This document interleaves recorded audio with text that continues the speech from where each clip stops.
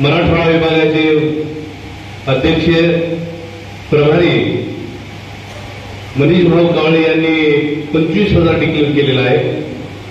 जिल्हा अध्यक्ष आमचे डाकोरेंनी 5,000 डिक्लेअर केलेला आहे.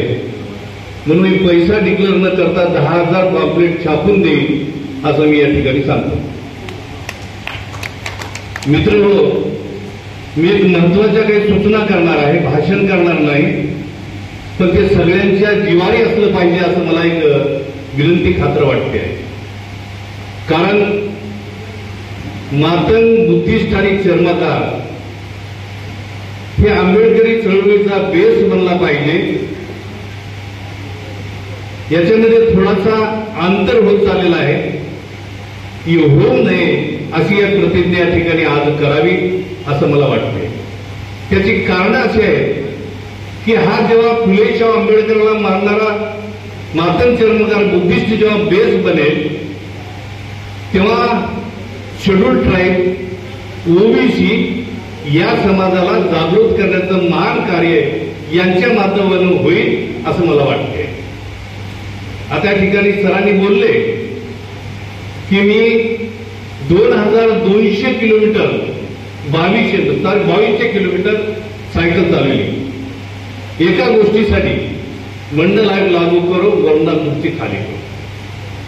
मान्यवर काशीरामजींनी ओबीसीला जाहीर सांगितलेलं आहे, वयाच्या 50व्या वर्षी 4,200 किलोमीटर सायकल चालवून त्यांनी सांगितलं, वोट शेलेंगे सीएम पीएम, मंडल शेलेंगे एसपीडीएम. आम्ही 45 दिवस दिल्लीमध्ये आंदोलन केले, प्रबोधन ओबीसीचं झालं नाही अशातला प्रकार नाही, पण ओबीसीनं ऐकलं नाही ही शोकांतिक आहे. त्याची कारण असं आहे की मी शेड्यूल कास्ट एकत्र व्हावं असं का म्हणतोय की या देशामध्ये शेड्यूल कास्ट 16.6% आहे. हा जर बेस बनला हा ओबीसी शेड्यूल कास्ट संपूर्ण देशभरामध्ये डॉक्टर बाबासाहेब आंबेडकरच्या काळामध्ये हा बेस बनलेला होता एवढा, अजून ते बनलेला नाही आहे.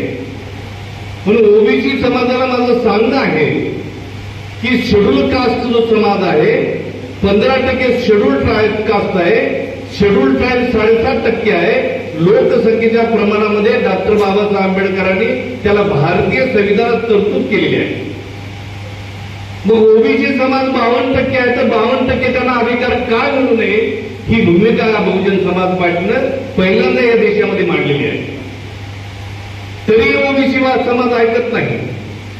म्हणून एससी एसटी ओबीसी आणि मायनॉरिटी हा जो समाज आहे हा समाज ज्या दिवशी स्वतःला आंबेडकरवादी म्हणून मनुवादाच्या व्यतिरिक्त निळ्या झेंड्याखाली ज्या दिवशी येईल या देशामध्ये भारतीय संविधानाचं रक्षण होईल. आता प्रश्न असा आहे की माझ्या अगोदर कोणतरी बोललं शिवाजी बाळासाहेबचा अपमान झाला, शिवाजीचा अपमान होईल, शाहू महाराजचा अपमान होईल, महात्मा फुलेचा अपमान होईल. या ठिकाणी सावरकरानं शिवाजी महाराजाला 5 वेळा मोगलांची माफी मागितली असे त्याच्या पुस्तकात लिहिलेलं आहे. सावरकरानं बाळ गंगाधर लिहिले हा कसला महात्मा ही तर दुर्गंधी आहे. शाहू महाराजचा अपमान झालेला आहे.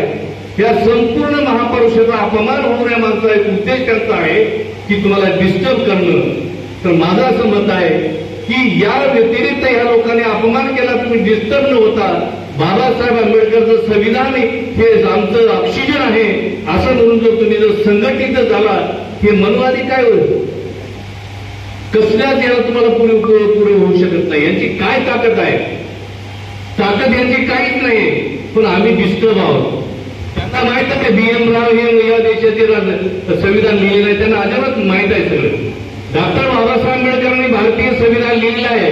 कोण लिहिलं या भानगडीत न पडता डॉक्टर बाबासाहेब आंबेडकरचं संविधान ज्या ज्या लोकांसाठी आहे त्या लोकांनी एकत्र यावं, ते निळ्या झेंड्याखाली मनुवादाच्या विरोधामध्ये एकत्र यावं, तेव्हाच कुठं तुमचा उद्धार होणार आहे.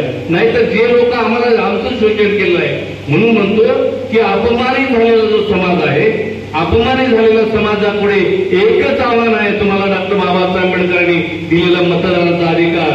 मतदानाच्या अधिकाराच्या बळावर तुम्ही या मनुवादाची ज्या दिवशी खुर्ची हलवा त्या दिवशी तुम्हाला ते सलाम करतील. 15 विरुद्ध 85चं गणित वाढलेलं आहे. विरुद्ध शुद्र अस्पृश्य मूळचे कोण होते डॉक्टर आपण वाचलेलंच नाही.